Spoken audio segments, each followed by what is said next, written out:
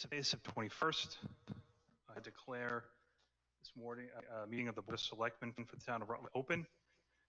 At this time, I'll entertain a motion to waive the remote meeting disclaimer. So moved. Second. I have a motion and a second. Any discussion? Hearing none, we'll have a roll call vote. Clark, Aye. Nichols, Aye. Whiteman, Whitman, aye. Stillings, Aye. Recity, aye. Motion carries unanimous. Chief, is there any way?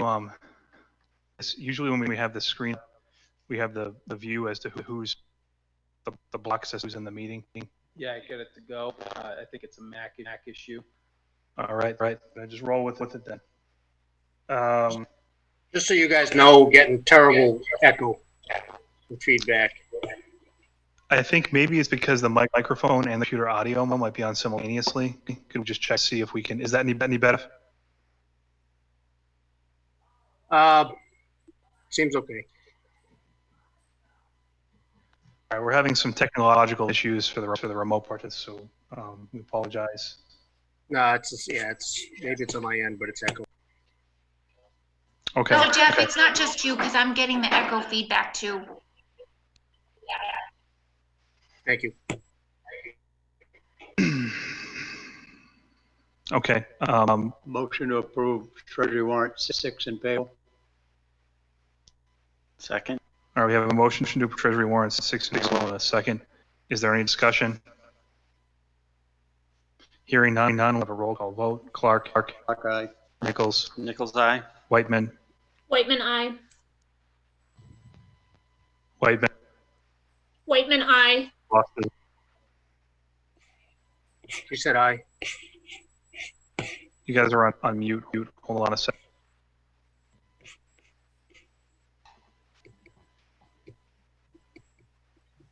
Whitman, aye.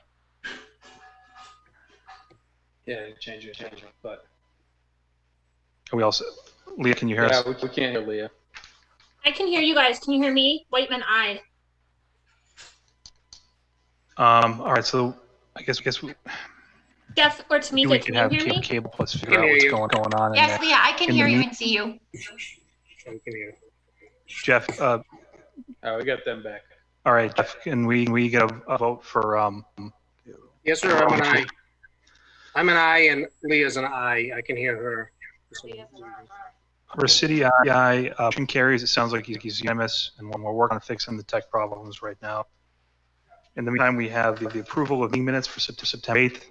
I'll entertain a motion to So moved. approve those. I have a motion to a second. Second for discussion. I have a comment about something. Motion and a second for discussion. Leah, go ahead. My only comment was on under new old business for the marijuana RFI. The second spot where it says Leah then made a motion to have CPC open a new RFI, and it was seconded by Lyndon. I didn't make a motion for CPC to open a new RFI. I made a motion for the town to open the RFI again, allowing CPC to reapply under.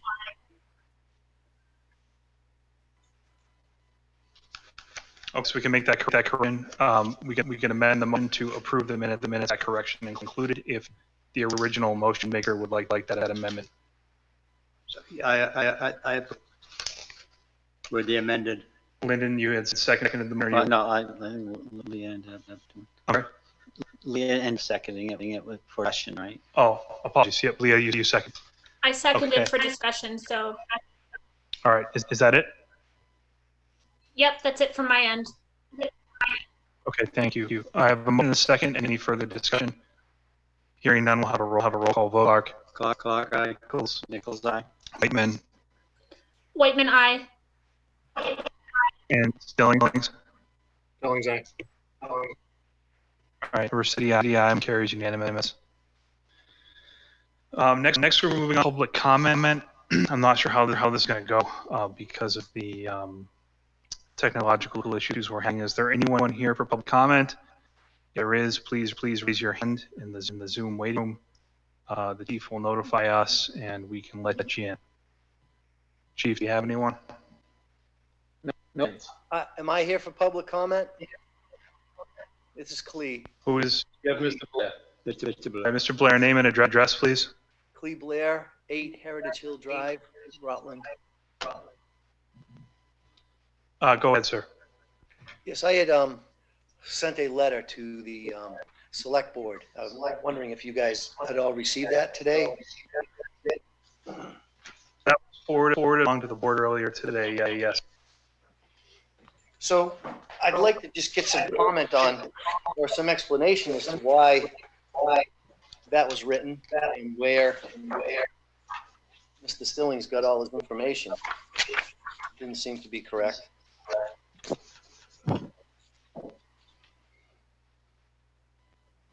Okay. We'd like to, because I don't think the public is aware of the complaint, would you like to explain your position before we have comment from the board, the context? Would it be? I'm not sure if other members of the board have read the material or not. Would it be prudent for me to read the letter, or do you guys have a way to put it up on the screen? I'm not sure. Can we put it up on the screen? While we're in that, I guess, Cleve, you whether you want to read it or just provide context. We're pulling it up on the screen right now. So Jeff Stillings wrote a letter to the Division of Professional Licensure. I don't know if I said that right. To complaining about a plan that Jim Calic had stamped. And I, there it is. That's my letter, but that letter is in response to Jeff's letter, which I should probably read. Is that too much of a problem, or is that okay? No, go ahead. I just think it's read it, so I think appropriate. It's very hard to understand. It's like an echo in this thing. It says, I am a current selectman in the town of Rutland. This is a letter from Jeff Stillings to the Division of Professional Licensure. I am writing to inform you of an issue recently brought to my attention which may involve fraud, for which I request you investigate further into this, as it may have been going on for some time in my community. The attached plot map of 45 Finn Park Road was submitted by New England Environmental Design to the Rutland Concom. Builder C.B. Blair is seeking to build a house on a very small parcel of uneven land located on the bank of Demon Pond in Rutland. The document is stamped and signed by engineer James Calic. The builder is C.B. Blair of Rutland. It is my understanding that Mr. Calic is approximately 90 years old, and based upon my findings today, it is unlikely that he paid visit to this site in question before certifying. It is my understanding it is unlawful to place a leach field within 100 feet of drinking water, such as a neighbor's well. The abutting neighbor to the proposed lot is Mr. Todd Coppola. Mr. Coppola's lot has a distinguished well very close to the property line with an antique hand pump adorned for decoration. Any engineer, builder, or interested party would recognize this as a well. The plot plan submitted to my town included certifications and engineer stamps. Plan submitted fails to include the well of the immediate abutters. Instead, uses the well location of 2 lots over to meet the 100-foot requirement. This morning, I met with Mr. Coppola and the town health agent, Richard Stevens, and I measured the distance from Mr. Coppola's existing well to the area of the proposed leach field. Please, you're cutting out. Yeah, I know You're not a little bit. We're trying to fix. It's to make Zoom right now. See, I can hear you on Zoom. It sounds like you're fine. I can hear you fine. I get echoes when the board, anybody in the town hall is talking. We can't really either. I hear Leah perfectly. Yeah, I concur. I can hear Clee and Leah on Zoom, just nobody at the library. All right, we're going to send a motion for adjournment. A motion to adjourn 5 minutes. We have a motion and a second to adjourn for 5 minutes to see if we can correct the issue. Is there any conversation? Hearing, we'll have a roll call vote. Clark. Nichols. Nichols, aye. Whiteman. Whiteman, aye. And Stillings. Stillings, aye. All right, Still from the room. Motion carries unanimous. Everyone quiet for about 5 minutes to try to get this fixed. Thank you. Okay, it is now 6:38. Again, on Monday, September 21st. We're going to reopen the meeting from adjournment. We had some technical difficulties. I want to thank our cable advisory team for helping us figure this out. I think we would be lost in the wilderness without them because I certainly don't know what I'm doing with the technology. So thank you so much. All right, so we had approved Treasury warrant payroll and meeting minutes. We had moved on to public comment. Klee, you had started to speak and then we lost your audio. So if you want to go ahead and start again, more than welcome to accommodate you there. Well, thank you. Cleve Blair, 8 Heritage Hill Drive in Rutland. I am, I guess, lodging a formal complaint, if that's the extent of what I'm doing here. One of your select persons wrote a letter to the Board of Licensure regarding my engineer, Jim Calick, and it was actually upsetting to me. Accused me of fraud, he accused New England Environmental Design of fraud, he accused Jim Calick of fraud, made all kinds of statements that aren't true, and had no input from anyone on my side of this before he wrote the letter. I don't know, and he kind of presents himself as a selectman as he's standing up for the town of Rutland. I read the letter earlier. I don't know if you want me to read it again, but the letter is very damning to. Why don't we pull it up on the screen and go ahead, Clee, because I don't think we heard any of of what you had indicated before. So the letter to do you have the letter from Jeff Stillings to the Board of Licensure? We do. There it is, right there. So if you guys want to read it, or if you want me to read it out loud to you, or I guess, has everyone on the board had a chance to review this yet? If not, we'll have Clee read it, or one of us can read it, but I can't really see. It's kind of far off. All right, Clee, why don't you go ahead? It'll be quick. All right, so this is a letter from Jeff Stillings to the Board of Division of Professional Licensure. To the appropriate licensing authorities, I am a current selectman in the town of Rutland, Massachusetts. I write to inform you of an issue recently brought to my attention which may involve fraud, for which I request you investigate further into this, as this may have been ongoing for some time in my community. The attached plot map of 44 Finn Park Road was submitted by New England Environmental Design to the Rutland Conservation Commission. Builder C.B. Blair is seeking to build a house within a very small parcel of uneven land located on the bank of Demon Pond in Rutland. The document is stamped and signed by engineer James Calick. The builder is C.B. Blair of Rutland. It is my understanding that Mr. Calick is approximately 90 years old. Based upon my findings today, it is unlikely that he paid a visit to the site in question before certifying. It is my understanding that it is unlawful to place a leach field within 100 feet of drinking water, such as a neighbor's well. The abutting neighbor to the proposed lot is Mr. Todd Coppola. Mr. Coppola's lot has a distinguished well very close to the property line with an antique hand pump adorned for decoration. An engineer, builder, or interested party would recognize this as a well. The plot plan submitted to my town included certifications and engineered stamps. The plan submitted, that's by the way, is a septic design. The plan submitted fails to include the well of the immediate abutters. Instead, uses the well location of 2 lots over to meet the 100-foot requirement. This morning, I met with Mr. Coppola and the town health agent, Richard Stevens, and I measured the distance from Mr. Coppola's existing well to the area of the proposed leach field by builder C.B. Blair and New England Environmental Design.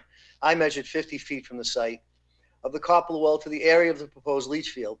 Please see the attached photos. Immediately after this meeting, the Town Board of Health rescinded the building permit. They don't give building permits for C.B. Blair and New England Environmental Design. The next paragraph I included in my letter. I suspect that this omission was made to fraudulent attempt to seek town approval to build a house lot where none should be approved. I am concerned as a town selectman that this may have been going on for some time. It is my understanding Mr.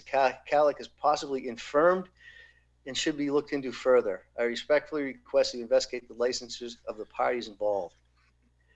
Most of this letter, with the exception of maybe calling Jim 90 years old, is completely false. And why he would write it, or why he would represent himself as representing the town, is beyond me. I wrote a letter back. I don't know if you guys have had a chance to read my letter, but this is my letter complaining to you guys as one of your board members. I mean, if he wants to say he's a member of the town, fine. But at least when you submit something that has information that's correct. May I read my letter to just that kind of rebuts this, or is it, have you guys read it, or? Is it lengthy? It's a page, it's a little over a page. All right, go ahead, please. So I'm writing this letter, dear members of the board, I'm writing this letter to report to the board what I believe to be libel and deception by one of your board members, Jeffrey Stillings. I've attached a copy of his letter to the Massachusetts Division of Professional Licensure for your reference. As you can see in his letter, he appears to represent that he is acting on behalf of the town. To the best of my knowledge, there hasn't been a vote by the select board that gave him that authority. If one exists, could you please forward to me the minutes of the meeting that contain it? He accuses CB Blair Builders, James Calick, PEPLS, and New England Environmental Design of fraud. His letter deals specifically with an approved septic plan and a subsequent filing to the Rutland Conservation Commission, but alleges that the issue is widespread and ongoing. For background, the Rutland Board of Health approved the septic plan for 44 Finn Park Road around August of 2019. This plan is attached as well. Mr. Stillings claims that Mr. Calick never went to the site. The rules and regulations governing his profession don't require him to go to the site before stamping the plan. He also stated that Mr. Calick is 90 years old. I fail to see the significance of it.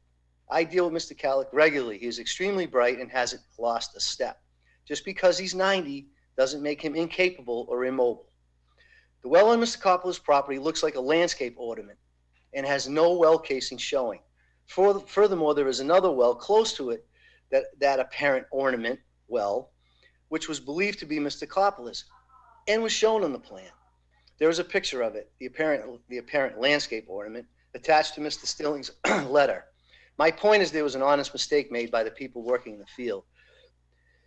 I just want to add that these lots are small, and if you look at the plan that I put on there, there's a well on the other side of the property line, and it's close enough to the house that you could mistake that was the well for the house.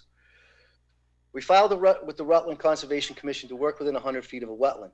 Mr. Coppola pointed out to the Concom that this well was never shown on the approved septic plan. When the Board of Health discovered that, they immediately changed their approval to a denial. Mr. Stilling goes on in his letter to say that it is his understanding that it is unlawful to place a septic within 100 feet of a neighbor's well. Mr. Stillings is incorrect. There are regulations in place, also attached, that allow a septic within 50 feet of a well for a repair, and in some cases, new construction if the board deems there to be a hardship. In this case, the well in question is 65 feet from the proposed septic. I want to reiterate, nothing was done in an attempt of deception. It was simply an honest mistake and is being dealt with accordingly.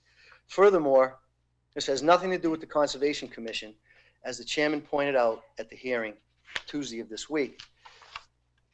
In one of Mr. Stilling's final paragraphs, he states, I suspect that this omission was made to fraudulent attempt to seek town approval to build a house lot where none should be approved. I am concerned as a town selectman, this may have been ongoing for some time. It is my understanding that Mr. Calick is possibly infirmed and should be looked into further. In addition to hardly making sense, that paragraph alone constitutes libel in my opinion. Also, for him to say Mr. Calick is infirmed couldn't be more removed from reality. Mr. Calick lives at the Willows in Worcester. Because the majority of the people who live there are older, they are at greater risk if they catch the coronavirus. So there are strict rules as to who is allowed in and out. It is my opinion that Mr. Stilling should face appropriate disciplinary action at this time. I believe that if he is allowed to continue to make such false statements, either based on his ignorance or possible malice, while acting ostensibly on the town's behalf, the town could be at great risk for lawsuits. Thank So you. that pretty much said what I was thinking. Okay, thank you for your complaint and your comment. Just a couple concerns. Jeff, I don't know if you wanted to add anything.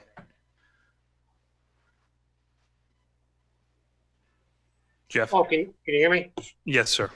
I did receive the correspondence like 2 hours ago. I haven't reviewed it totally. So the email that I sent is reflective of my position. So. Okay. Does anybody else have any concerns, questions? I don't know why, through the chair, I don't know why, Jeff, you're using the select board for personal use.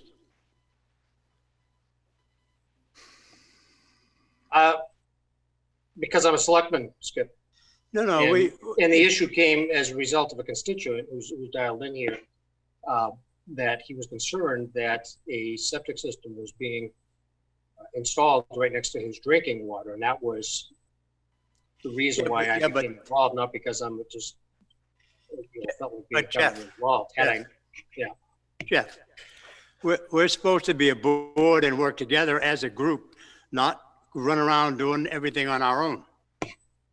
And if you had a problem, you should have brought it up to the board or went to the Board of Health. Well, the Board of Health was there, if you read the letter that I had sent, the email that I had sent. Okay. I think there's a couple issues here. One, the letter that was written to the Division of Licensure was on a letterhead that indicated Town of Rutland Selectmen, in which you identified yourself. I just want to remind everyone on the board that we have to comply with state ethics, and it could be perceived, whether true or not, that the Division of Licensure would give, I guess, undue preference because of your position or title to investigating the matter. And I think Well, I wasn't not investigating, and I didn't use town understood, limit. but two, you know, this matter has never come before the board before today, so I was a little bit taken aback by seeing it. I also want to make sure that we agree as a board that we're not accusing anyone, as was done in the letter from Mr. Stillings, of the crime of fraud or referring to a 90-year-old gentleman as infirm and incapable. I think that's where you get into a little bit of trouble because that crosses a threshold. You know, we can't in our positions accuse someone falsely of a crime. And again, I know a lot of 90-year-olds that are pretty well capable. So, you know, I would hate to see the town opened up to liability for something like that. So I want to make sure we're all on the same page as to how we conduct ourselves in the public and personal sphere. Okay. Do we have any other comments? May I say one more thing, Mr. Chairman? Go ahead. My issue is that the statements in here are false. I mean, there was no research done before he wrote it. Or why wouldn't you talk to us and find out our side before writing something like this? He writes stuff unlawful to place a leach field within 100 feet of drinking water. Completely incorrect. It's completely incorrect. And saying that Jim Calic, like you said, is infirmed, things like that are just. I think the word was may, M-A-Y. I didn't hear that. I'm sorry.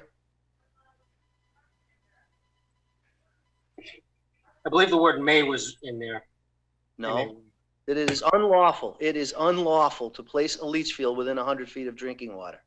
Doesn't say may. Prior to that says my understanding was what my understanding was. Yeah. So why would you do that?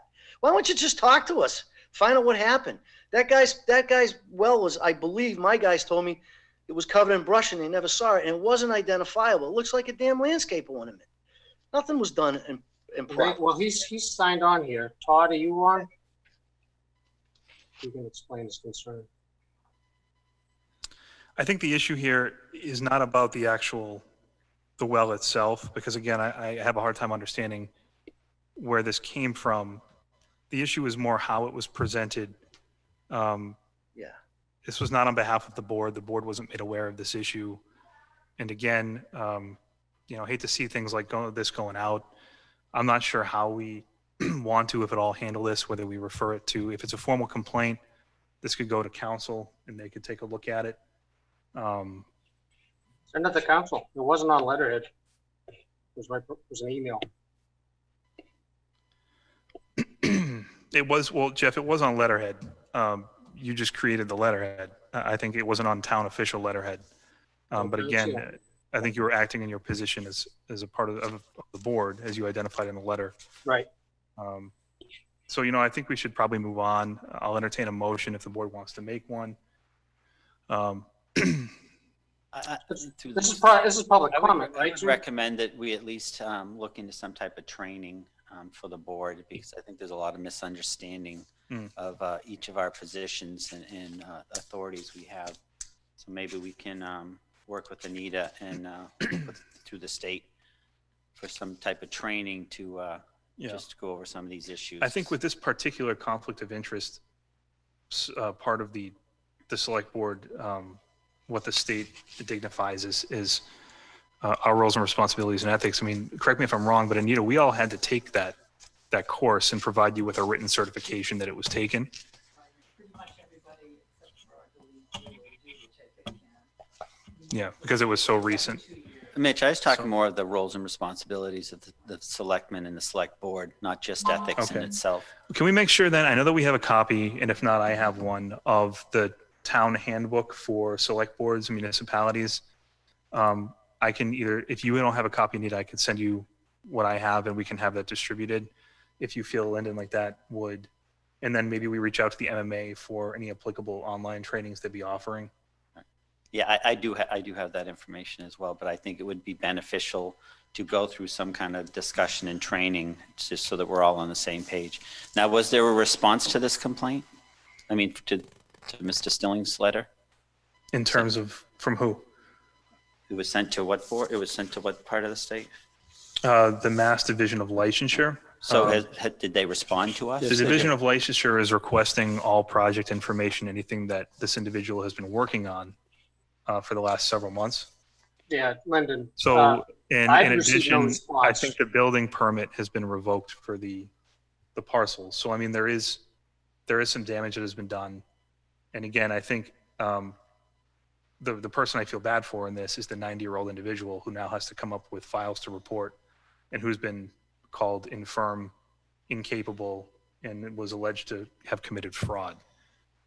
Do you think I think we should cut this off. If any more goes on, we should do this in executive session. Because we're elected officials, I don't believe it's appropriate to go into executive session. Well, you're talking about character of a select board member and members of the town.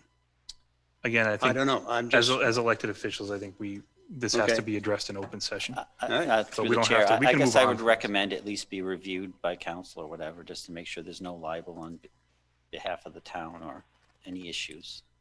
Other than that, I don't think we have the Okay. expertise to go further with it. Well, per the complaint process, if it's filed as a regular complaint, I think, Nick, there's a process involved with that, and we can just make sure that it follows its course. And then we'll just take note that maybe we can get some additional materials so this doesn't happen again. All right.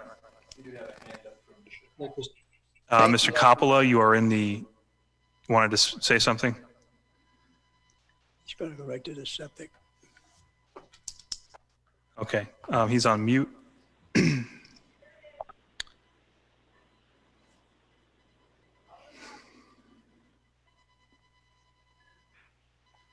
Still on mute, so, okay. No. I just want to know if you need to clarify anything on this issue. No, I think we're not talking about the issue. We're just talking about the response and the complaint. I'm unaware of the issue. I don't think the board's been briefed about the issue, and I don't think it's within the purview of the board. Okay, thank you very much. Thank you, Mr. Coppola. All right, so we'll move on. I don't think we need to take any official action. So thank you, Clea, for coming in. Appreciate it. Thank you for your time tonight. Yep. Is there anyone else in the waiting room for public comment? I know we're going to take a couple things out of order moving forward. And I know we're a little bit behind on that because of the delay. No one, Chief? No. Okay. This is Leah, sorry. I think Michael Rotundo is on. Yes, so that's it's, what I was getting to, Leah. okay. I was going to say you didn't have to take him out of order if you didn't want to. Right, because he's next on the agenda. Got it. Member. Okay, so we have petitions, applications, awards, and presentations. Michael Rotondo, presentation of his completed Eagle Scout project on the War Memorial. I think the individual has joined us, and I want to extend my apologies. I know we're supposed to fit you in at 6:30. We got caught with some technical difficulties, so I appreciate you hanging in there. That's okay. Hello, I'm Michael Rotondo, and I just want to thank you all for the opportunity to refurbish the memorial. I'm very glad with how it came out, and I'm just here to say that I'm going to give it back to the town. And I have a few things to say about it. I was just interested about a lighting problem that I have with it. One of the work days when I was working on it, it went to about 8 o'clock or so, and it started to get dark, and we really couldn't see anything, and the park wasn't really well lit. So I was just wondering if there was any way if the town could maybe get lighting near the memorial or near the town. And also, it's etiquette for a flag to be lit during night as well. And then another thing I wanted to say is I was wondering if I could get like a plaque or something to put on the flagpole that symbolizes that I did this for my Eagle Scout project. Okay, I think we can take a vote, but I think speaking only on my own behalf, I'd be very supportive of all of those things. Looking at the before and after pictures, it looks like you've done a phenomenal job.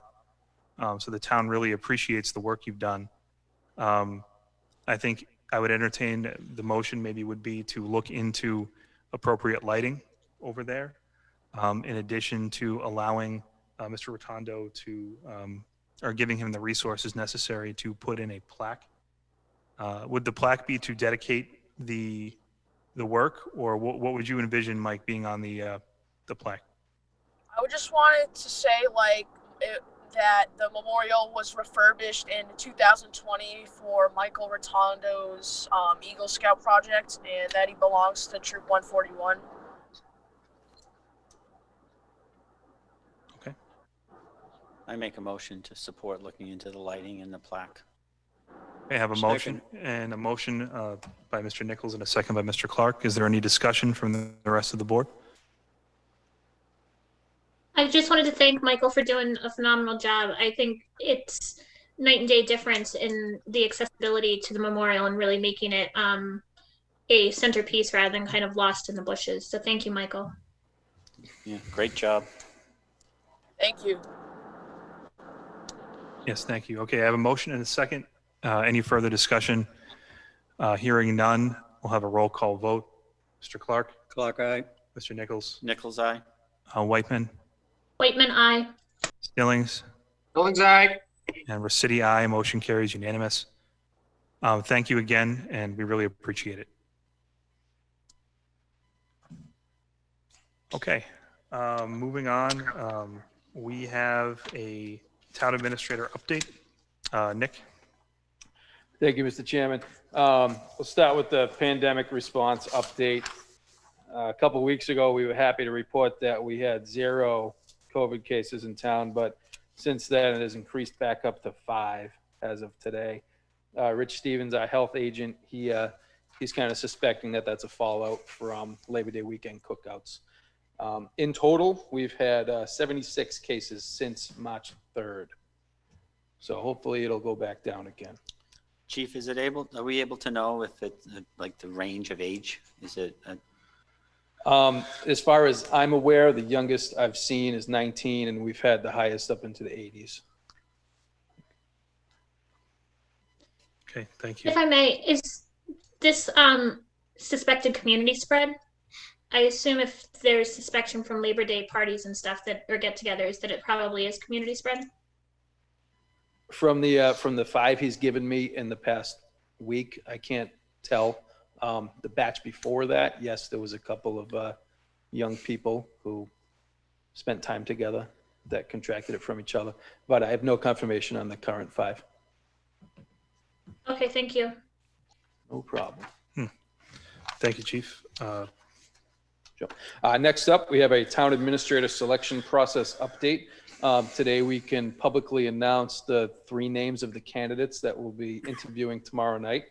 Their names are Ron Sanangelo, Dory Vecchio, and Michael Soprizio. Those interviews will be held tomorrow night, starting at 5:30 p.m.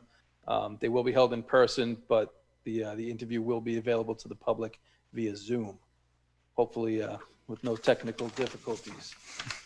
And also, we've drafted up some thank you letters to members of our TA selection committee. Motion to sign those letters from the board. Second. I have a motion and a second to sign thank you letters to the members of the TA subcommittee that was formed. And second, do I have any conversation? Hearing none, we'll have a roll call vote. Clark? Clock eye. Nichols? Nichols, eye. Whitman? Whitman, aye. Stillings? Stillings is aye. And Recity, aye. Motion carries unanimous. And I guess as a personal note, that was a great group to work with. I mean, everybody really dedicated a lot of time. And it was, I thought, very fruitful and good thought put into that. So thank you, everybody. All right, moving on. Next item on the... Can I throw one more thing in there? Absolutely. Go ahead, Chief. Relative to the TA selection process, my agreement with the town as acting TA, there's supposed to be a 30-day notice of termination of the agreement. So I'm just going to bring it up tonight. If there's a date coming up that contingent upon the selection of a new TA that you want to cut me off at, so we don't get caught in a scenario where you got to pay 2 people at once. I think, honestly, we don't know until we get into the interview process and then potential negotiations as to what that time frame is going to look like. I would also think, and I'm not going to speak on behalf of the board, just of myself, that some of those duties would need to be, folks would need to be onboarded. So I'd still want you to be able to complete some of that work while kind of bringing folks up to speed. I'm not sure if tonight would be the appropriate meeting to do that, or if we could push this off for 2 weeks, but I'll leave it for the board. My thought being that I think 2 weeks from now, when we have a better understanding as to what the TA hiring process will look like, then we can have that discussion. No, I think we should post it off 2 weeks. Yeah, I agree. Anybody else with any comments on their thoughts? I think holding off, and I mean, I agree with what you said, Mitch, that we don't know what the next few weeks are going to look like with interviews tomorrow and then timing of everything. And I think it's important to have someone to be able to help onboard. So, yeah. Okay, great. Thank you. All right, Chief, I appreciate the update on that. No problem. All right, moving on to old business. We have a marijuana RFI update. I know there was a robust conversation at the last, I'm sorry. You know what, before we get to that, we do have a couple of department heads that are here that have been patiently waiting. And again, I apologize for the technical issues. So if the board doesn't mind, we can take a couple items out of order. We have Anita here now to talk about item number 30, which is the special fall town meeting. And then Director Buckley, who is here to talk about an abandoned road update. Because Anita is here in person, as great as it is to see her for the first time in several months, I think that I'll cede the floor to her if she wants to speak about that, if that's okay with Mr. Buckley, and we can take Mr. Buckley immediately following. I need to hit this. Yes, I think it needs to be on. Red button needs to be on to be heard. Yeah, thank you. Actually, I will stay because I was involved in part of what Joe was doing, researching the road. But I did come, I understand at your last meeting, you were talking about the fall town meeting and a suggested date of November 9th, which is a Monday. And I just wanted to ask that you consider having it later that week. As you all know, the November election is the 3rd, and it's a Tuesday, and we'll actually still be, by the 9th, we'll still be closing things up from the election. And it does take us a few days to get ready for a special town meeting. We have to upload new voter info into our poll pads, and we're going to have to program our new voting clickers, so it is a little time consuming. So there's nothing in our bylaws that say we have to have meetings on a Monday. So I wondered if you could possibly look. I know that schools potential being in session that following week. So I just wanted to put the idea of maybe Thursday, the 12th out there. I mean, we could also potentially do it on a Saturday too, correct? We I mean, and that would alleviate some of the burden of coordinating with the schools and make sure that we can get in, clean everything, get out, clean everything. When would be the latest that we would have to make a decision in order to schedule for that time? You've still got, because you want to open and close the warrant, but and it's 20 days for voter registration deadline, so you could easily wait until your next meeting to determine that. Okay. Chief, have we heard back from the school yet? The school has not provided an answer yet. Okay. So then why don't we, I'm going to make a suggestion that the board hold off until next meeting. In the meantime, Chief, if we can, maybe Anita, you can send those dates to Seth. We can come up with a plan. If the school does say yes, they might have some qualifiers that we need to do some cleanings or whatever to make sure that the thing's coordinated, it's safe. I think the intent of everyone is to probably keep the agenda for special pretty light so we can move quickly. Want to make sure that we get everything done we need to get done, but also be safe. So if anyone on the board has any other thoughts or objections, can hear those now. Otherwise, I think that it might be best to take no action until 2 weeks from now, and we can have a better idea as to where we're at and what we need to do. We could, I don't know if anyone's checked in with the moderator either to see if he has a preference or if he's going to be available at those Okay, dates. and we can check in with I can- Randy. And also with KP Law, with Lauren. Yep, we want to make sure that they're involved too. So, okay. Thank you. So I make a motion to take no action at this time. I have a motion and a second to take no action at this time. We'll revisit this at the next meeting. Do I have any further comments or discussion? Hearing none. Mitch, I just wanted to note that Karen Narwald put something in the chat function. I didn't know if you guys saw that. Sorry, we can't see the chat function. So Leah, I also see that you have your hand up, I think. Yeah, sorry. I can read Karen's comment if that's okay, and then I have a comment also. Okay, go ahead. Karen's just said someone has to check with Becky to ensure free cash will be done, which I think we had talked about at our meeting 2 weeks ago when we set the original date. But yeah, I agree. We need to make sure with Becky and Dan that free cash is. Yeah, I took a look earlier this week, and usually when you push middle of November, we're usually pretty safe. Now I know that 2020 is kind of been a wild card thus far, but historically, I believe that we'll be hopefully historically in pretty good shape by that time with the free cash number. And then my question is, do we need to do anything? Because we tentatively have the date set. I mean, officially we have the date set for the November 9th. So we'll just keep it as November 9th for until next week when we revisit. Is that what this motion would do? To take Yeah, I think that would be appropriate.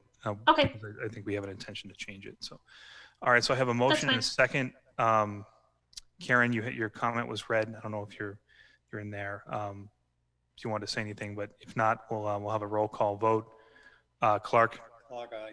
Nichols. Nichols, aye. Whiteman. Whiteman, aye. Stillings. Stillings, aye.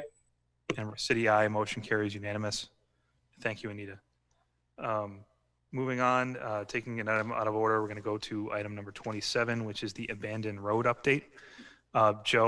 Director Buckley had done a lot of research with Anita and with Dick Williams. I want to thank them for that, and also has been in contact with town legal guidance per instruction from the board a couple of weeks ago. And Joe, tell us what you found. I feel like this is a game show, but go ahead. Well, as you know, I got the correspondence back from council late this afternoon, and I've since forwarded that onto the board. Did you make that available to the board, Mr. Vasity? I believe it went. It's in our Google Drive. Yeah, it was dumped into the Google Drive, but I'm not sure if everyone's had a chance to review it. So if you could provide a high-level recap, that would be excellent. Of course. As you're aware, the property abutters, the Zotleys, came to our office at DPW, the office of the clerk, the office of planning, with some correspondence that dated back to the 80s from their then council that spoke to something about stopping the town from discontinuing the road. We were able to find out in 87, the town voted to take no action, which was take no action about discontinuing the road. Our research focused on trying to find a roadway location or some meets and bounds or some type of a decree plan, which we have not been able to do. So we had to rely on some older records. And the clerk made a determination that it is a town road. At that point, I brought it before this group because we'd have to use some public works resources to update the road to make it passable. And at that time, you folks suggested I talk to council and gave me the go ahead to talk to council, and I did. They did give us some guidance that basically agreed with what the clerk said, but at the same time, the level or the nature of how much we would have to upgrade the road or get it passable again was, we have a lot of freedom there, more than we originally thought we had.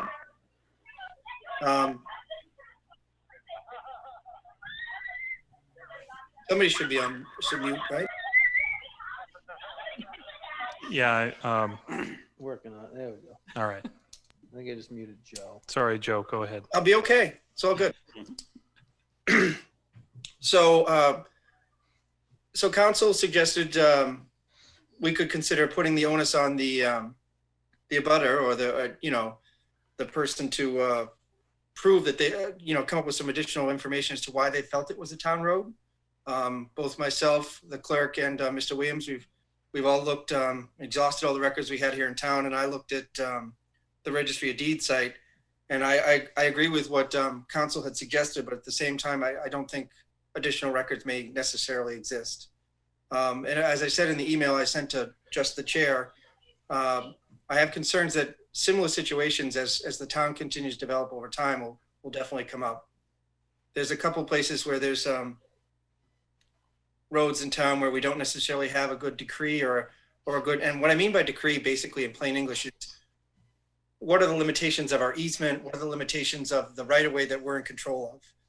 And that's not clear. I mean, it's sketched in approximately here from a drawing it from the 40s, but if and when the current property owner who owns all these parcels you can see here decides to develop that property, the limitations of the roadway we're going to have to be clearly laid out.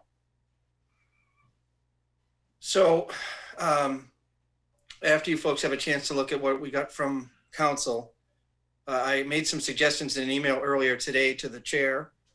Basically suggested because in the letter from council, and if I could just go back just a little bit, they suggested we could consider doing some type of an assessment. And I think if we were to do an assessment, we would look at survey costs, because we really should tie down the roadway location. And I think if we do that, it's consistent with how you'd manage a private road or how you'd get other roads in town formally laid out. So after that, I guess I'd leave it to questions, Mr. Rossetti. Okay. Does anyone have any questions as to what was relayed? I know this is a topic of conversation at the last meeting.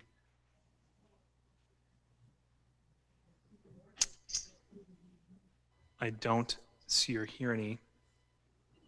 So, and correct me if I'm wrong, I mean, I guess the legal opinion we got was that we have no obligation to maintain Wachusett unless the individual abutter proves that it's a town road. However, in your research, I think you and the town clerk have determined this was a town road. You're proposing to do a survey of the property and have it passed on in terms of cost to the abutter with concern through an assessment or whatever best practice would be.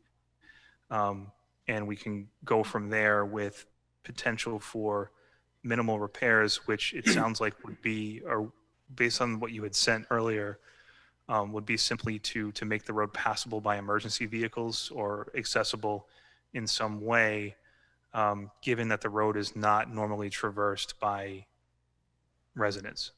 Is that correct? Correct. Okay. So are you looking? If you don't mind, could I interrupt you for just a second? Sure. My concern with what council suggested, putting the onus back on the existing property owner to come up with a reason as to why it's a town road, I think that's a great idea. But at the same time, like I said in my email earlier this afternoon, we would end up doing the same thing anyways. We as a town, I would like to think, would follow up and make sure it matched records and things we had. I think that would be in our best interest. I don't think necessarily we could potentially take like some developer in another part of town at face value. Understood. Joe, I think you're frozen, but your point was conveyed. All right, so you're looking for a motion to move forward? Well, a couple quick things. Looks like I'm unstable again. No, there you are. I don't need a motion at this time, Mr. City. I think the board has to decide who should run point on it and what type of direction you want to go in. And I urge, if I can urge one thing, that some of this is could potentially be precedent setting, and not, in the sense that it could be used as a template for when this comes up in the future. Okay. Just one question through the chair. Yep, we have a question. So does this mean that we'd be responsible for plowing this all winter, keeping it open? Yes, Mr. Nichols, it does. And we aren't currently plowing it? No, we're not. I mean, I guess the argument would be made that we're collecting property taxes on the individual that lives in the abutting, and some of that would go towards the cost. I'm not, I'm sorry to interrupt you, Mr. City. Just quick, I by no means, I'm trained as an engineer. I'm not a counsel, but a lawyer. But when I read their opinion, it did make it sound like we are responsible for that. Would you agree? If the road is deemed public, which again, it sounds like you've done your due diligence, and it is, I guess if this is precedent setting, I'd rather have somebody with your qualifications setting the precedent. So I can certainly appreciate the work that you've put in. Are there any other questions before the board on how we'd like to move forward? This is Leah. I was just gonna say, I'm not comfortable making a motion or anything after only seeing this just now. I would like a little bit more time to digest it and actually sit down and be able to read through the email correspondence that is on our Google Drive from KP to Joe. So that's just my comment. I would rather, at the very least, delay this for 2 weeks at minimum. Again, I think that we have hired a professional, and we have some clarification on what we're required to do, which we just gave a rundown for. I think really, the only question in front of the board is whether or not we allow Joe to do what he is recommending that we do based on his expertise and research over the last couple of weeks. If I could please, Mr. City, Yep. It may be prudent to hear from the clerk if Anita's still there. Yep. Anita, do you have anything to add? I am still here. The only thing that we did not do is to try to look back in selectmen minutes from in '86, just to verify why they decided that a motion of no action should be taken on the road. But I think it would have been reflected in the minutes if they took no action because they found that they didn't believe it was a public road. When I first started as assistant town clerk, we started going back through logging really early as 1720, just to give an idea of what road acceptances have been over the years. And in those days, it basically would say, from the center of town to so-and-so's house, past an elm tree and a barn. Right. So nothing really helpful. I did search through any that we had noted over the years, which is considerable, to see if there was anything that mentioned going to the, to the Princeton line, and I couldn't find anything there. But other than that, just because, the town did put it on to discontinue and then voted no action. At the same meeting, 2 other roads were also on the warrant to be discontinued, and there was no action taken on all 3. And then subsequently, I think in '96, one of the roads was discontinued. But so for clarification, we're not doing any of the portion that's in Princeton, correct? No, there's houses that all the way up that are Rutland Down Line on Old Brook Station Road, which was Brook Station Road back in the 60s and 70s. Right, but we're only going to look at the portion of the road in Rutland. Yeah. And then the part in Princeton, is that accessible? Oh, yeah, it's people's houses all the way up to the town line. So is that a dead end or a cul-de-sac, or is it just stop? Dead end right now, or It's just a cut through. Okay.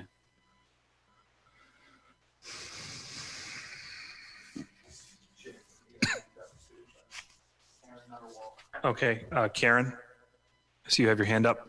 We're gonna unmute you and then, hold on one second. There you go. You're all set. I'm sorry, Mitch. It's actually Tim on the. Well, Tim, I don't know if I want to let you speak. Your wife's comments are usually more well thought out. Yeah, well, I'm. It's more of a question, just a notification to what you guys had said. That road is on Princeton side, ending into a dead end now. If we did any trailblazing, would that constitute a throughput road? And because one of the big things the planning board we've tried to do is anything over 1,000 feet we don't like to have developed because of our subdivision rules, and B, we don't like to have 1,000-foot road just because of safety and emergency vehicles with no secondary egress. So Okay. That's my only caution about, like, to the chief's comment about setting a precedent. That's my fear, is if we start down this path, we better make sure it's well thought out. That's Yeah, it. I think, Tim, to that point, the only concern is in receiving legal clarification from town council, we would legally have an obligation to maintain it in a passable condition if the road is public. Now that's determined, and Joe, correct me if I'm wrong, because you've been working closely with this issue, that's determined based on how much reasonable anticipated traffic that the road sees. So you're not looking at maintaining this in terms of, it being like up to subdivision standards. It would be just needed to be passable, I think was my understanding of reading the legal opinion of our town council. Is that correct, Joe? Correct. And I'm fine with that. I'm just knowing the building in this town for the last 20 years. I guess I'm playing chess. Are we going to be responsible if the applicant sells the property and wants to put A&R lots there, that we have to bring that road up to DOT standards?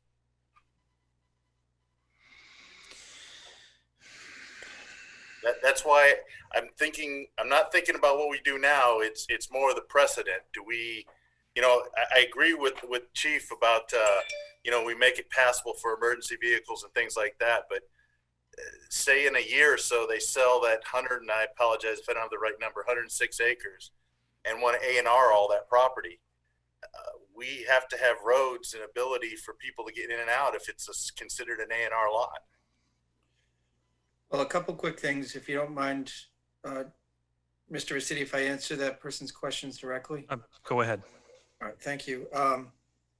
It's roughly 1,500 feet. And I believe that the property owner came in the first place because they wanted to make sure they maintained the frontage of those two fields. That was the purpose behind what they did. I'd like to think if it was ever developed, the folks who live there would have to petition the town for a betterment to have the road made better. I don't believe that would fall to us, no. Okay, good. And if you don't mind, Mr. Narwhal, what I meant by precedent was there are several roads in town that are questionable as to the length of how much is public, where we don't necessarily have a good decree plan, where the limitations of the road are believed to go from stone wall to stone wall. And that's the precedent I was referring to, because the survey data or the deed data just simply isn't there to back up these decisions. And that's what I meant by precedent setting. Okay, thank you. Of course.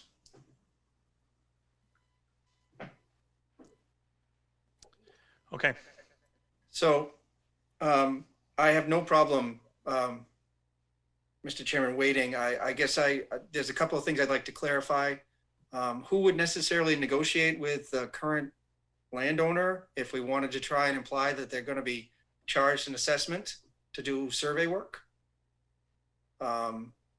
And is that the direction you want to go in? I need an answer on that. And I think we should, I don't know if you were to put anything to a vote, and it doesn't have to be tonight, I guess I would be to accept the clerk's recommendation that it's a public room.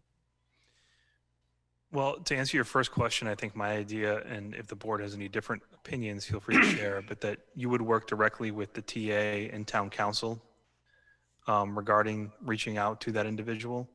Okay. If any negotiations need to be had, I feel like that would be appropriate.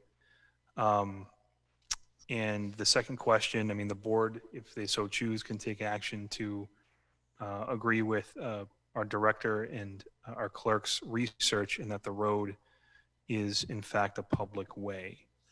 I think we would just be confirming it, not necessarily creating a public way, just confirming that it has been a public way. I agree with you. At some point, though, once you have a decree or you have some bounds laid out, I think you'll have to accept that plan, even if it's just recording it. But I think it has to be done. Okay.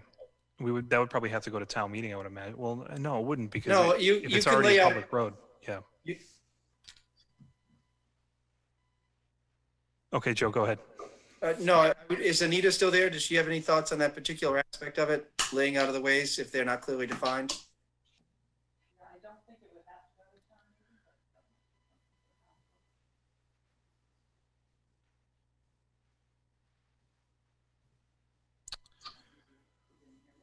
meeting, Anita Sorry, responded. I put my mic off. Yep. Sorry, Joe. That's okay. I don't believe it would have to go Okay. to town meeting, but if it's not a road acceptance, but it might be something that we might want to run by town council also.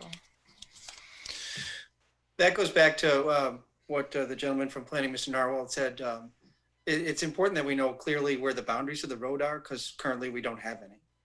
And when it comes time to be subdivided, that if anything could make things cloudy. How do we ascertain the boundaries, Joe? It would just be a survey? You'd have to survey it and have a decree plan written out and then record it.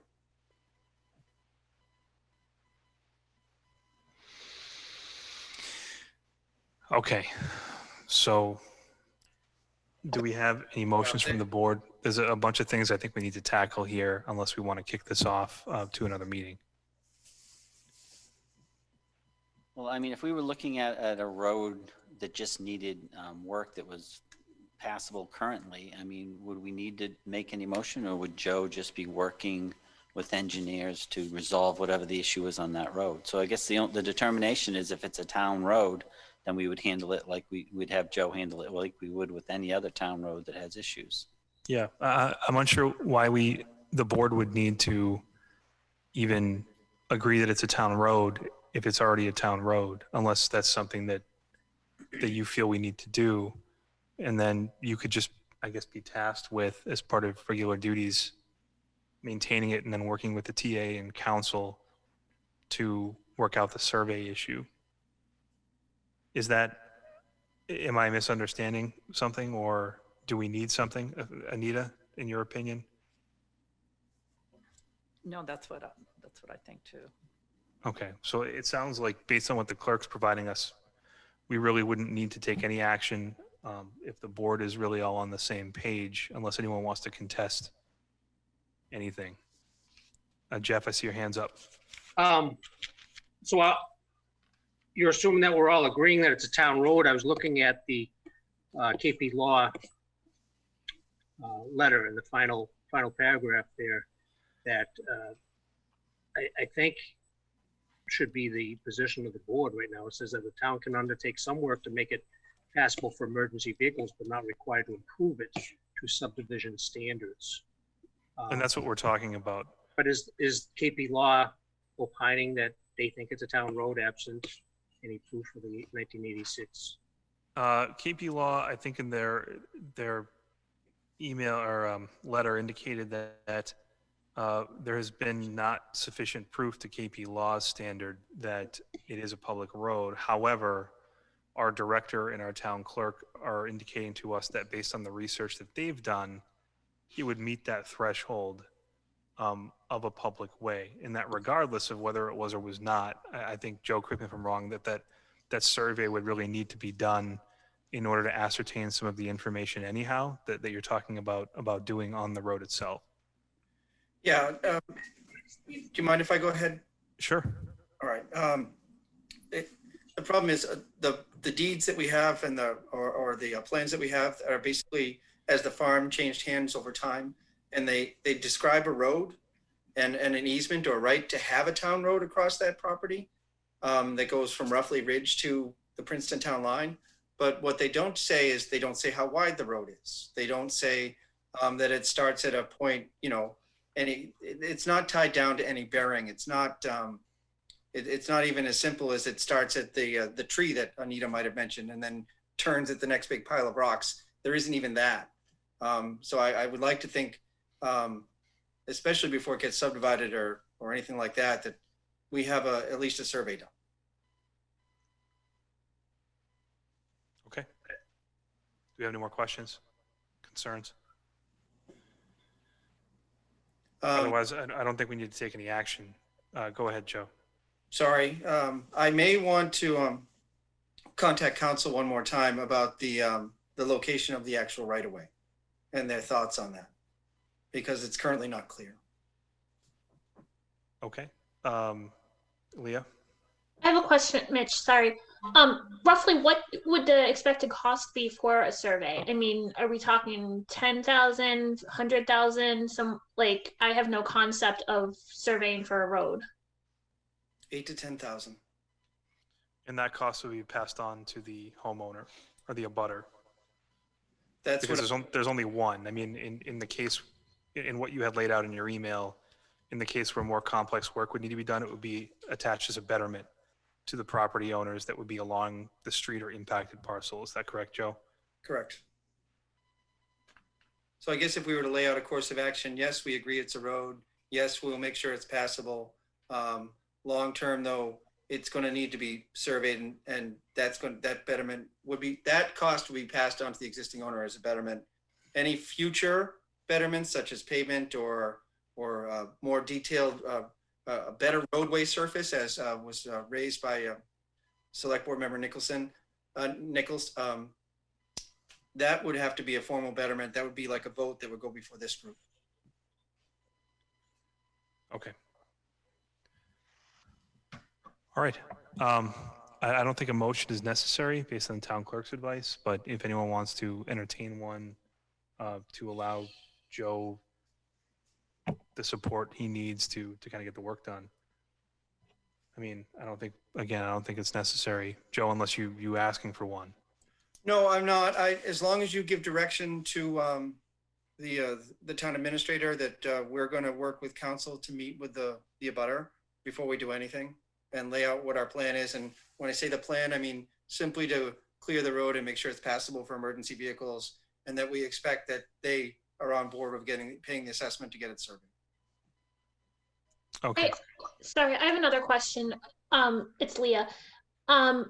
Is this a butter that had requested the roadway improvement or whatever, the same one that currently has the maple sugar lines going across the roadway and everything? Because I wonder if then the town also needs to have discussion with those abutters that that's going to become a public road again versus a semi-maintained public road again versus a cart path or whatever it is. It's kind of viewed as now. Honestly, I would probably put that on to the landowner, because it appears as if they have some type of a gentleman's agreement to allow that those maple syrup or the sap collection lines to run throughout both fields. So I would probably put that on them. I don't think the town should get between those two parties at this time. I guess my concern was just if they're Rutland town residents that are currently utilizing their land that is their own land that is going to be somehow impacted by this roadway improvement or whatever, then should we let those Rutland? But it's not their land. It's in the public road. I mean, I can't open a hot dog stand on Main Street. It's just kind of, I mean, if they want to work it out, we can work it out. if it's a public road, it's a public road. I mean, it doesn't matter if somebody sets up a commercial interest in the middle of a public road. Do you mind if I go ahead, please? Go ahead, Joe. Chairman, Leah, it looks like all of those sap collection lines are either on Zotley's property, who owns all the land that abuts the road, because they're not just in the roadway per se. They crisscross from field to field, and he must have, or someone from that family must have granted the maple sap collection, some type of an agreement. They must separate and distinct from the roadway per se. I'm sure if we had to, we could get between them, but I don't think it necessarily falls to the town. Thank you. No, I was just curious because if it's been unmaintained for so long and kind of viewed, if everyone just kind of was viewing it as a cart path more than a public road, but if it's between different landowners, then yeah, I don't think the town needs to get involved. I agree. Okay. So I guess thank you for the research. I don't think we need any motion to move forward with that. Joe, I guess in the TA, through what you normally do, just kind of come up with a plan, work with town council, and figure it out, and we'll get it done. So thank everybody for the research and kind of putting this together. This is an odd situation, so. We'll continue to copy you with written correspondence, the board entire. Great, thank you. Thank you. Thanks, everybody. So thanks, Anita. Okay. Thank you, Joe. Thank you, Anita. Moving on, going back to in order, we have the marijuana RFI update. Sure. We have Mass Home Growers, as you know, is the growing license. So 2 weeks ago, the board agreed to sign a host community agreement with Mass Home Growers, contingent upon them passing through planning board approvals and zoning board approvals. And so I did some research into that, and looks like we went out of order a little bit because our special permitting process actually requires that in order to apply for the special permit, which they would through planning and zoning, they also have to, they also have to include their provisional license from the Cannabis Control Commission. The applicant cannot get the provisional license from the Cannabis Control Commission until they start the HCA process. So my recommendation to the board would be to reconsider entering into the HCA with Mass Home Growers without the location listed.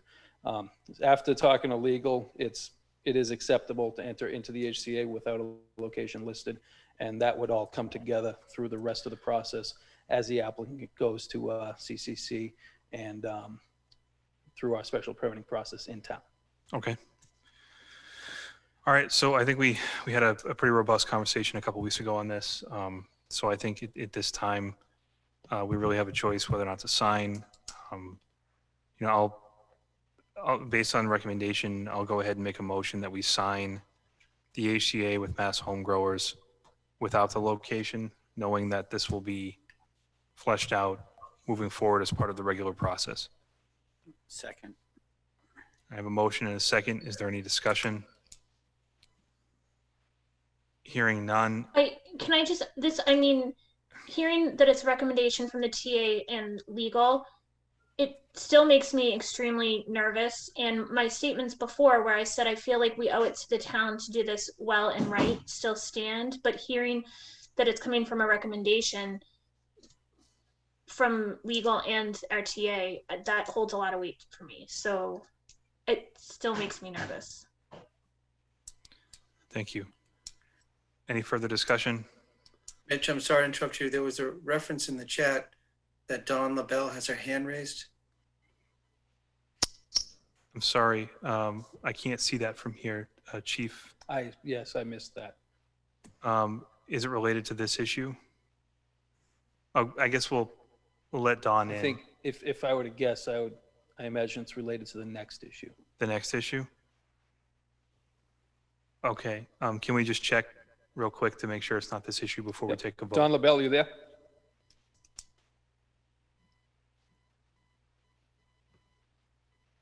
I'm not getting a response from her. So. Okay, so we'll go ahead. We have a motion and a second. Any further discussion? Hearing none, I'll have a roll call vote.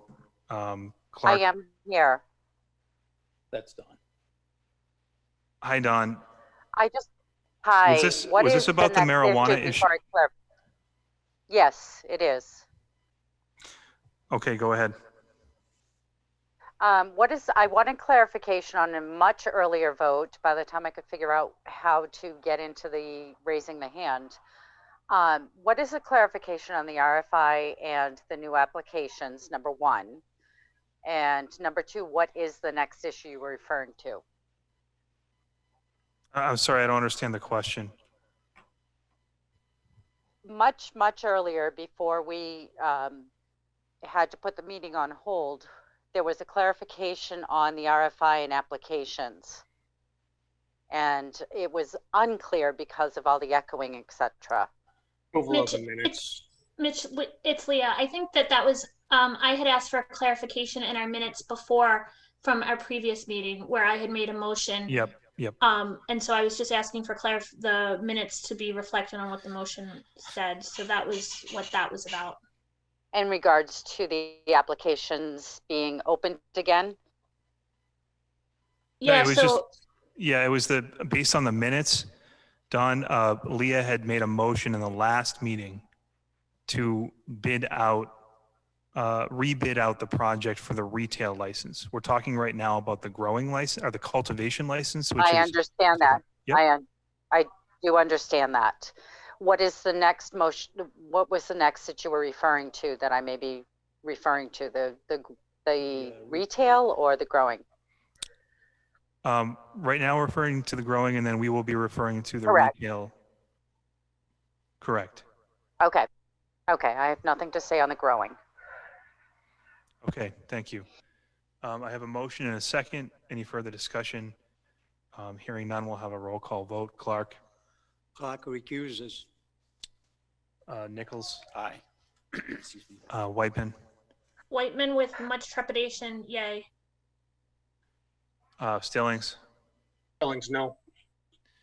And Recity, aye. The motion carries. 3 yeas, 1 recusal, and 1 nay.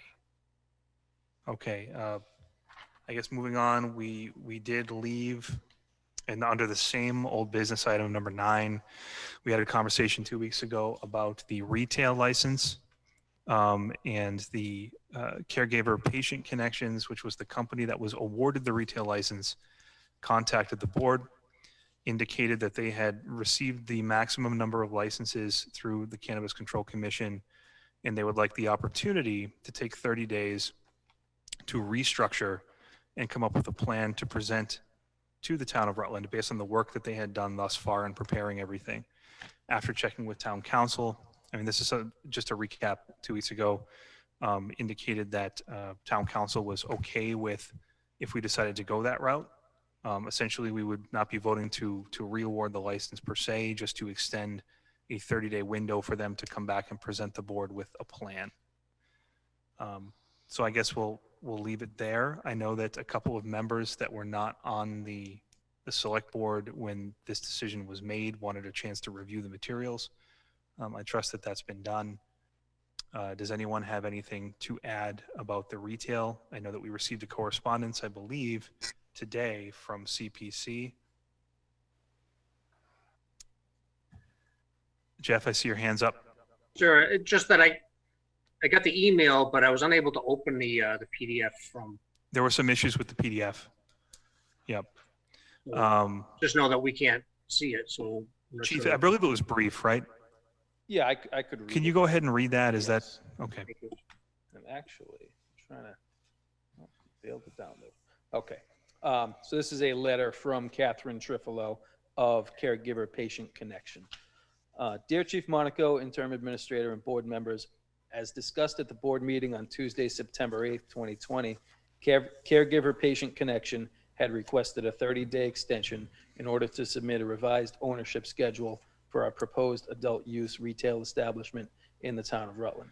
We have tentatively put together a team of local ownership awaiting the board's decision. Dean Iandoli, Michael Stady, Rick Olstein, and myself would own 49% of the new entity, with local investors operating the dispensary. The location and suggested security measures would remain the same. As Dean indicated in the meeting, our company, CPC, was invited to enter into host community agreements for adult use retail establishments in 4 central Massachusetts communities. The CCC dictates that an entity may only hold 3 licenses. Timing of the Marlboro HCA was more expeditious. Understanding that the town has incurred additional costs and fees to KP Law due to our proposal for revisions in ownership, as well as our request for an extension, we would agree to reimburse the town for the extra expenses incurred by the town, as well as costs incurred by the town for the new RFI. Yours truly, Kathy Trifolo. Thank you, Chief. My pleasure. Do we have any questions or comments from the board or members of the public? I know there's a couple people in here. Dawn, I think that you wanted to say something. I do have a question.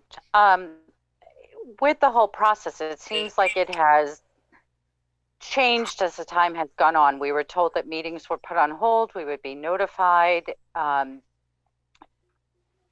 are the new players? Who are the local persons that would run it?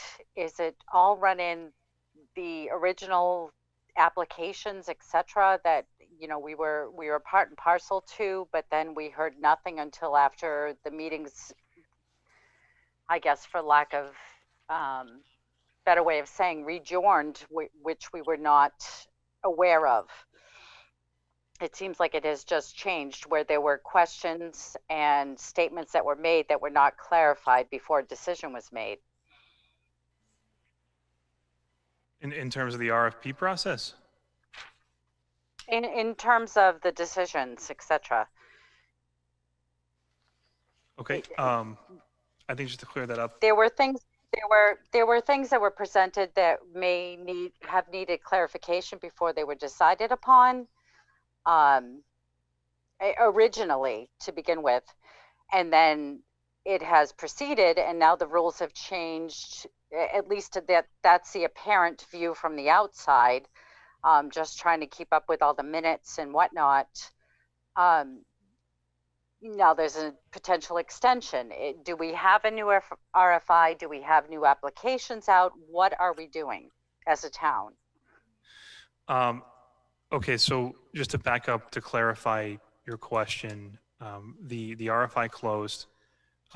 They all went through an internal screening process with town staff and were presented with scoring to the boards for approval. The board awarded CPC with the retail license. Between the time that that award was made and negotiations, CPC was given an additional license meeting their maximum with the town of Marlboro. They came back to the town and asked to present an alternative management structure which would allow the same core group to receive the retail license from the town. At this point, we reached out to town council, who advised us that that was an acceptable route if the board decided to do that without reissuing an RFP.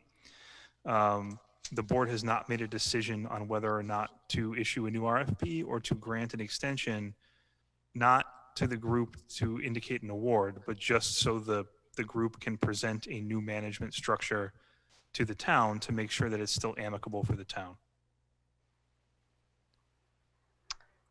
Does that answer your question, Don? Yes and no. My question is it amicable to the town, and the original award seemed to leave out clarification of information from reading the minutes. Okay. I'm not sure what additional clarification Reading what minutes are you talking? from the meeting minutes.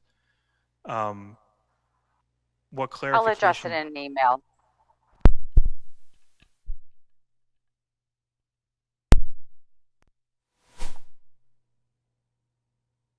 This was discussed, or are you referring to the meeting where they decided to enter into negotiations with CPC?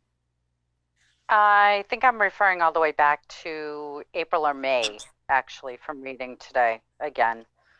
Okay, so Mr. Chair, that Yeah. should be referring to the. That's when the original RFI was awarded, and the scoring was discussed.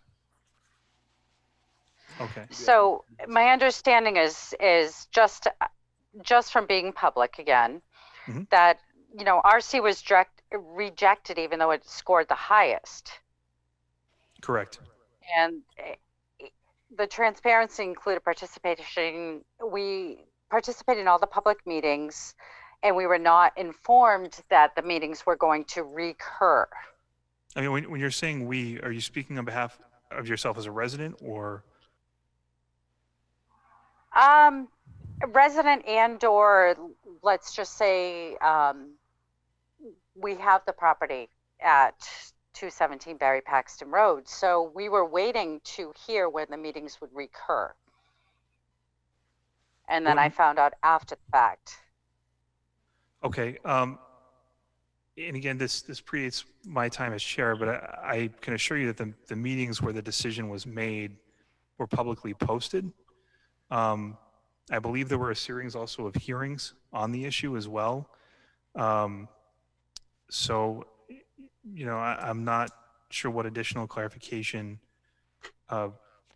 is needed concerning the award process, but more than happy to address any of those. If we have any particular or specific questions, again, I can only speak on behalf of myself, not the rest of the board. And keeping in mind that only 3 of the existing board members were involved with that process. Oh, I am aware of that. Okay. Mr. Moore? I feel that there were some rejections based on false representations, and that was not clarified with the companies in particular. If I made a motion, was already made on that part. If we may move on. Fair enough. Okay, right. Thank you.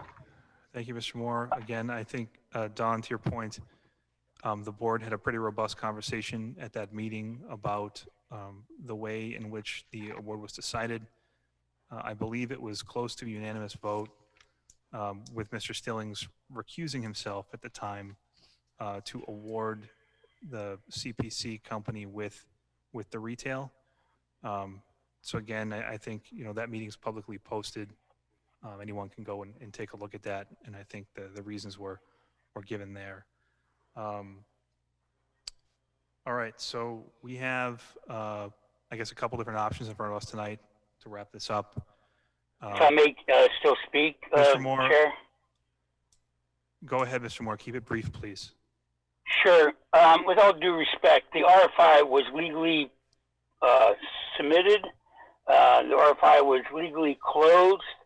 The company that it was awarded to was deemed illegally to be able to hold another license.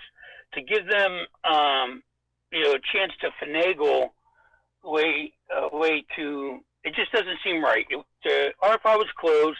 Every other company did their due diligence to submit it. They were deemed unable to hold another license. With due process, I think it would be fair to move on this and not to delay this anymore. This subject has been, it weighed heavy on many months to get this process through.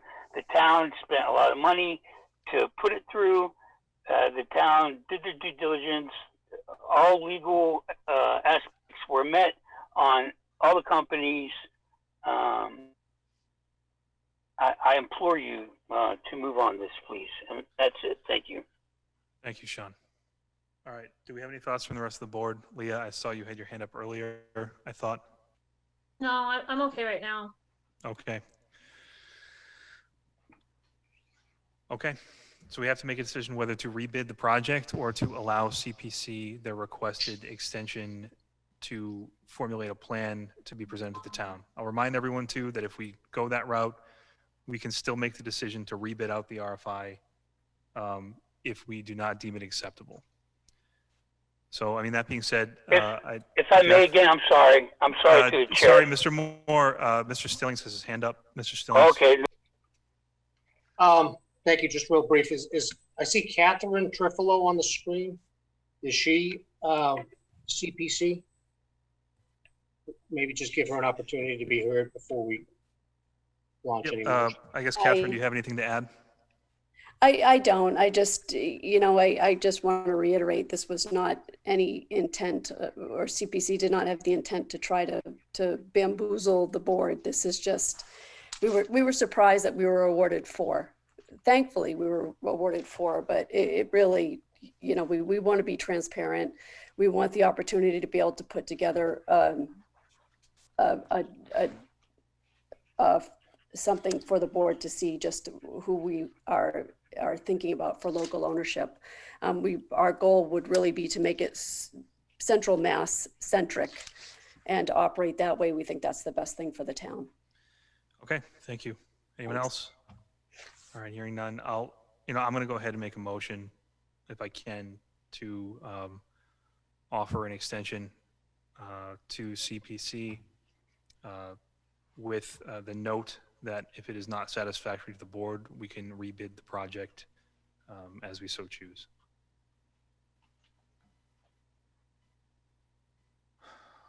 All right.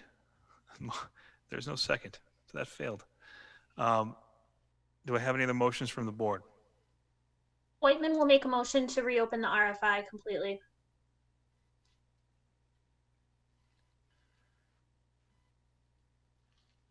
All right.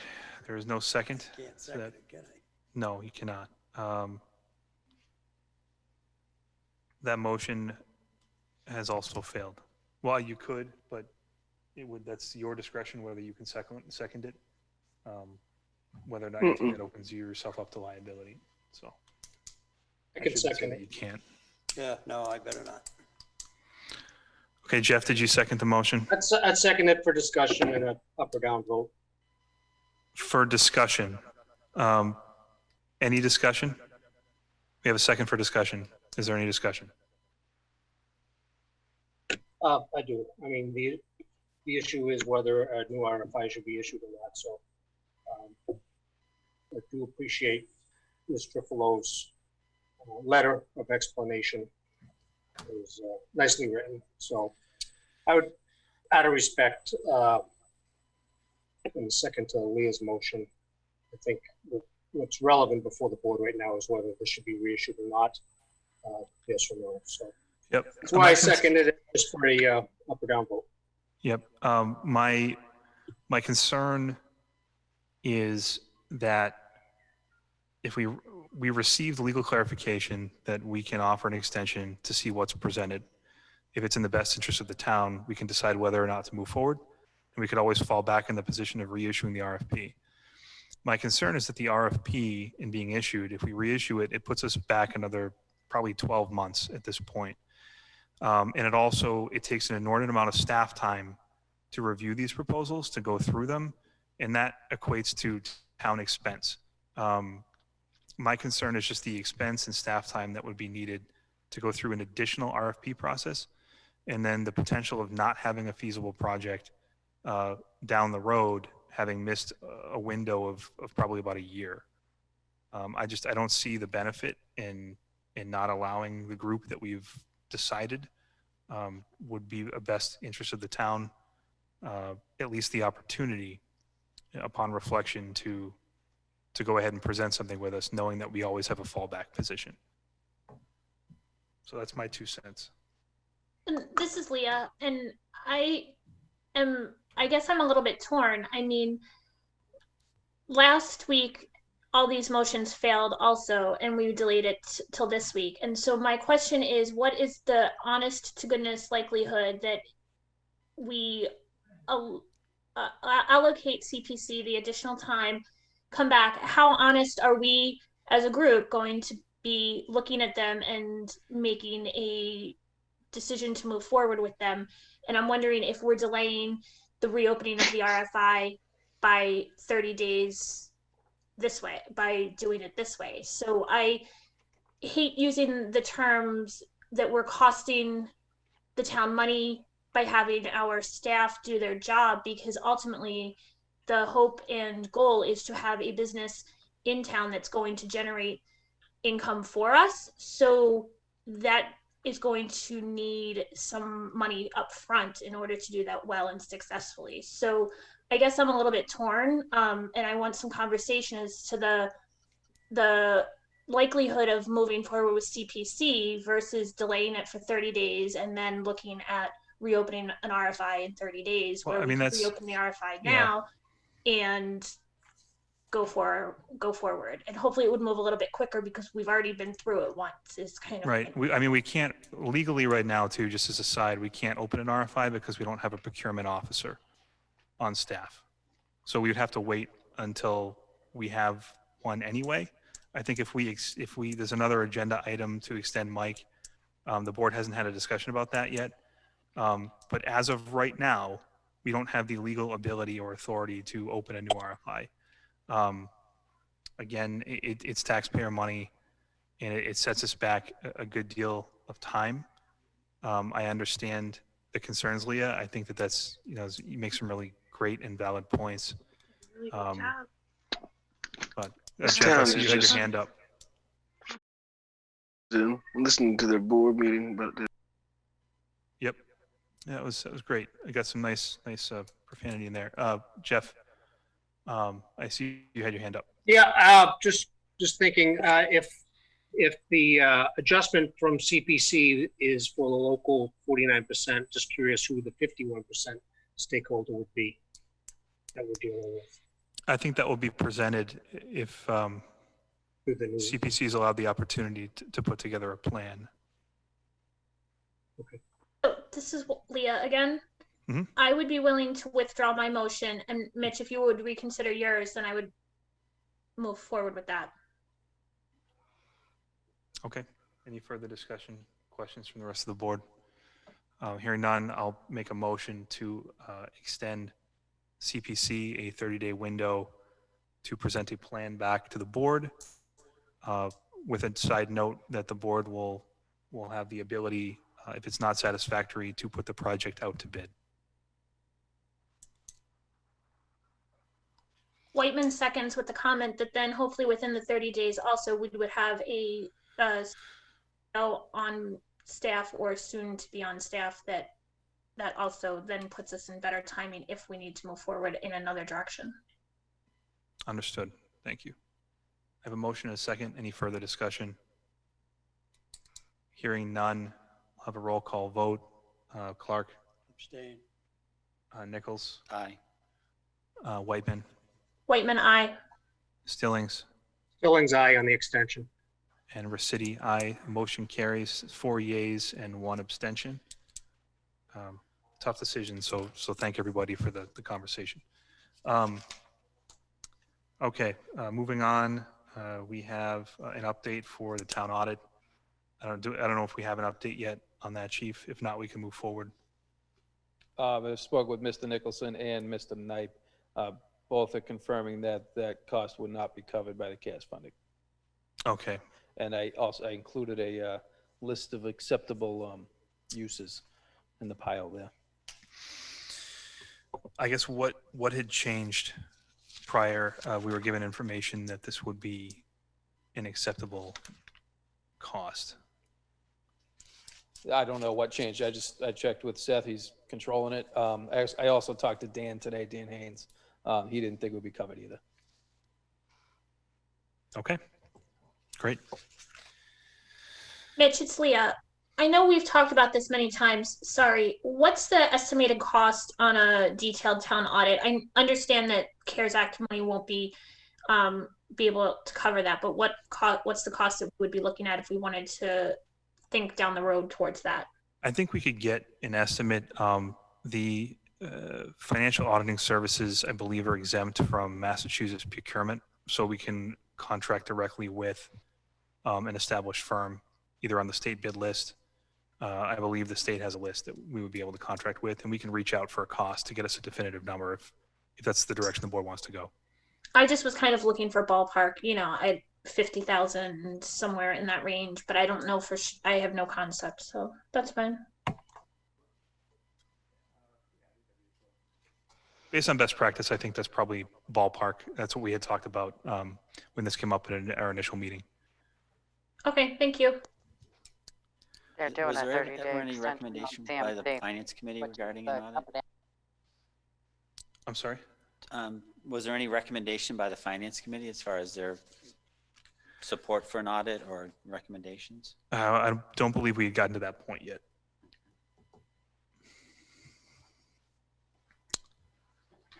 Okay. Continuing to move on, we have a cultural council appointment. Have the letter in your packet from Isabel Sillo. We have both the, excuse me, the letter of interest as well as a recommendation from Mildred Anderson, who is the chairperson. Motion to appoint Isabel Sallow on the culinary council. Cultural council. Cultural council. Culinary council. Yeah, I know. Culinary. Yeah, fine. Or we sign up for that. Cultural council. Yeah. All right. So we have a motion and a second to appoint Isabel Sillo to the cultural council. This is Whiteman. I love that there's more young people looking to get involved in town boards and committees. So props to her and to our other young folks in town who have been stepping up. We have had a few the past couple years that I've been on, and I appreciate that. So thank you. Okay.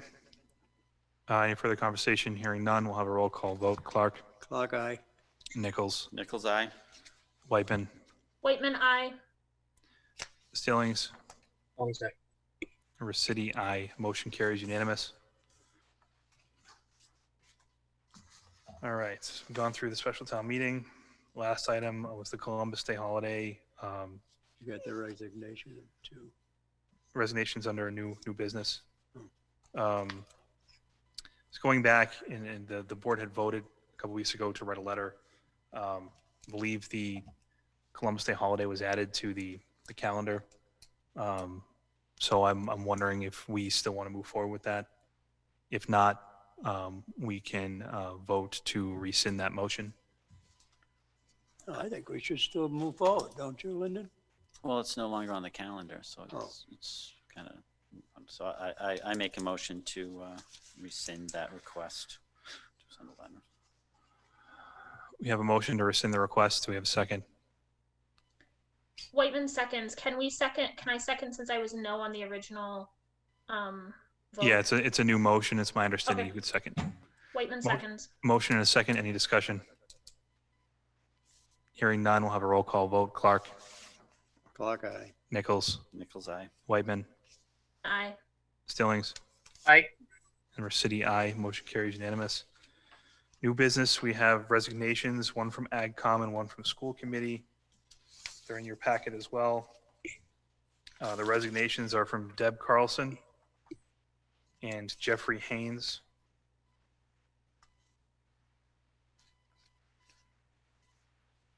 This is Whiteman. I'll make a motion to approve. Do you want them together or separate? I'll do them separate. We can take them as a slate if you'd like. Okay, I'll do them together then. The resignation from AgCom and Deb Carlson, and from the school committee, Jeff Haynes, with regrets to both because I think they both served the town with great respect. Second. Have a motion and a second. Any discussion? Hearing none, we'll have a roll call vote. Clark, Clock eye. Nichols, Nichols, aye. Whiteman, Whiteman, aye. Stillings, Stillings, aye. and Resity, aye. Mitch, I have a question. I should know this and I can never keep it straight. School committee is an elected position. Are we obligated to, I think we're obligated to try to fill that position, appoint someone for the interim until the next election, but I'm not 100% sure. So can we just check on that, please? I'm sorry, I missed part of that. Was it the question was, I know it's elected, but we have the authority to appoint someone to school committee. Yeah, I think we do have the authority We do. to appoint. Yep. Okay, so can we just look at that? I mean, it's not on our agenda for tonight, but just keep that in mind. Because I think, especially with everything that's going on with school this year, it would benefit the town to have a full school committee if possible. Yeah, I think we need full representation. And to that point, I think, can we check in perhaps with the clerk to make sure that those positions are advertised and maybe advertised robustly? I don't know what that means in that context, but some way to get the word out. Yep, thank you. Excellent, thank you. Okay, moving on, last item of new business is Mike's contract, Mike Nicholson. You may have heard of him. It expired on the 16th.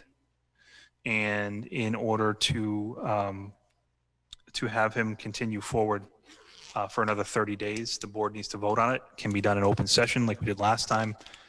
And I think it probably, given all of the uncertainty of 2020 and the fact that we're going to be onboarding someone, hopefully, it would be good to have him back, in my opinion, to help transition. Also, furthermore, he is the only certified purchasing officer in the town at the moment. So any negotiations or bids that have to go out requires one of those legally, and we don't have one. So I think it's in the town's best interest to extend him for another 30 days. So I'll entertain a motion to either extend or not Mr. Nicholson's contract. Jeff, you have your hand raised? I do. I see Mike is on here. I'd like to hear his position. Is he interested in another 30 days, or is his current duties as his honor overwhelming him that he doesn't have the time? We should ask. Mike, you on? I'm not, Mike might have stepped out for a second. I can say that he's conveyed to me that, Gardner is a very easy place to manage and the workload is very light. Yeah. That was a joke, Mike, if you're listening to this later.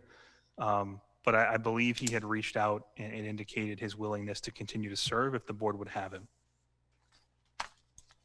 Willingness or interest?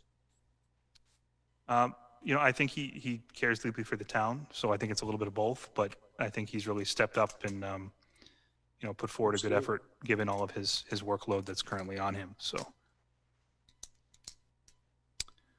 Well, perhaps we could extend it and then, things change with the onboarding of the new TA. We can revisit it. Well, the time frame too, realistically, Jeff, if we move forward, let's say, hypothetically, we move forward tomorrow and decide to enter into negotiations, your onboarding and the start date's probably going to be 3 to 4 weeks out anyhow. So I think an extension would line up well with onboarding somebody new. Right. So I'll entertain any motion the board wants to make. Stilling's motion to extend the temporary contract with TA Nicholson for 30 days. Do I have a second? Whitman, second. All right, I have a motion and a second. I'll have a roll. Any discussion? Seeing none, let's have a roll call vote. Clark? Nay. Nichols? Nichols, aye. Whitman? Whitman, aye. Stillings? Stillings, aye. And Rossetti, aye. Motion carries 4 yeas, 1 nay. I'm sorry, Chief. I just wanted to say something before you close. Okay. All right, so that is it for new business. We have course. I'm sorry, I didn't mean to interrupt. I missed who said nay. Skip. Is that correct? Thank Yes, you. Mr. Clark. Yes, I did. Thank you. Okay. All right, so we have new business is complete. Do we have any correspondence? Any other business to come before the board? Mitch, it's Leah. I have a question. One thing that this whole process, I think, within the past few months has shown us is the question or need to potentially have another CPO on staff. Not that I necessarily anticipate having a robust turnover in town administrators, but I don't know if that's something that we can ask Nick and or Mike to think about. Currently staff that may be interested in that certification and what that entails, just so we have some staff that can fill in on vacations or sicknesses, illnesses, whatever, or turnover also. I think that's a great idea, Leah. I think we can task the next TA with making sure there's a backup. I know that we're probably going to have some turnover at some point based on retirements and things like that, and we can see what those trainings are and kind of get a plan put in place. That's a great idea. Chief, did you? Yeah, Mr. Chair, due to this issue already coming up, we've been discussing it amongst the staff, and we do have department head level employees that are interested in the CPO certification. See, that's great. So yeah, we're gonna start moving on it. And also, there's something I forgot during TA updates, if you don't mind, recognize me. Sure, Chief, go Okay. ahead. Just Becky Tuttle, the treasurer, wanted me to tell you that she's planning on doing a foreclosed property auction on November 4th. And we're going to put her on the agenda for the next meeting, and she can give you a rundown on all the properties. So you know. Great. I know Becky's kind of been doing a lot of work on that, and she's doing a great job. So appreciate that update, and then we'll get her on the agenda for next meeting. All right, if there's anything else coming for the board, seeing nothing, I'll entertain a motion to adjourn. Motion to adjourn. Stillings. All right, we had a motion and a second. Do we have any discussion? Seeing none, we'll have a roll call vote. Clark. Clark, aye. Nichols. Nichols, aye. Whiteman. Whiteman, aye. And Stillings. Aye. River City, aye. Motion carries unanimous. Thank you. We are adjourned.